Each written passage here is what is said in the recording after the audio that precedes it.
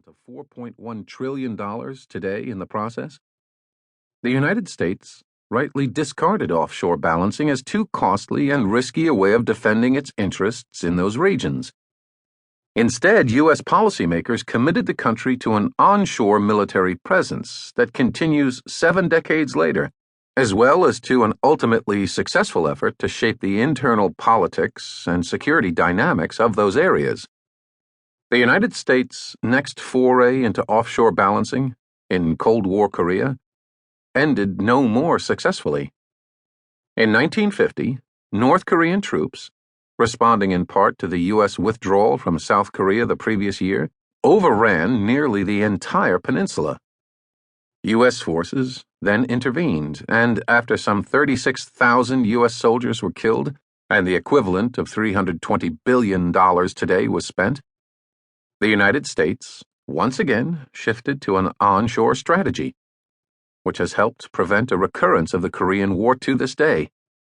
The United States' longest reliance on offshore balancing has come in the Middle East, from 1945 until 1990, and again from 2011 to 2014.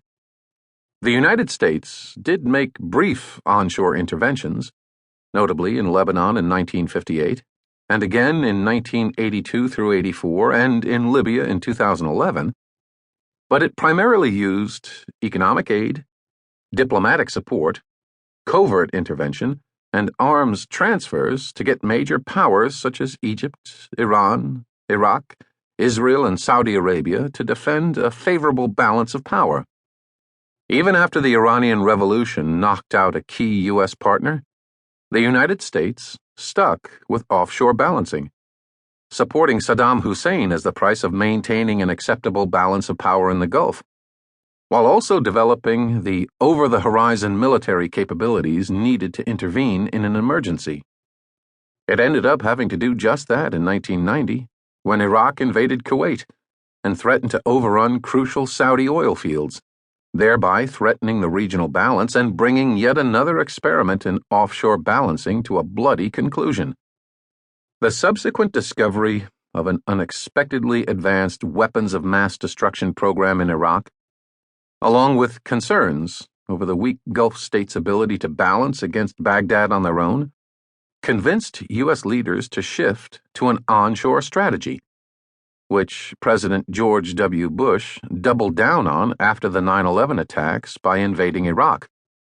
President Barack Obama's decision to withdraw from the country at the end of 2011 marked a shift back to offshore balancing in the Middle East, with the exception of Afghanistan, on the periphery of the region. But the rapid advance of the Islamic State, also known as ISIS, in 2014, convinced Obama to commit nearly 5,000 U.S. ground troops to fight ISIS in Iraq and Syria, along with thousands more operating from air bases and ships in the region. In short, when leaders have tried offshore balancing, the strategy has tended to fail in costly ways, convincing them to shift to a more forward-leaning approach. Thus, Mearsheimer and Walt's sunny claim that, for nearly a century, offshore balancing prevented the emergence of dangerous regional hegemons and preserved a global balance of power that enhanced American security, masks a much darker reality. Offshore balancing has succeeded only if one considers World War II, the Korean War, the Persian Gulf War, and the rise of ISIS an acceptable price for remaining offshore. If this is success, one shudders to imagine what failure might look like.